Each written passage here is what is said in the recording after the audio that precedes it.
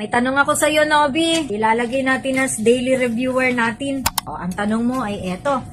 Sa anong pagkakataon hindi maaaring mag-overtake? Overtake. So, ang choices mo eto. Letter A, tuwing gabi. Hindi daw pwede mag-overtake tuwing gabi.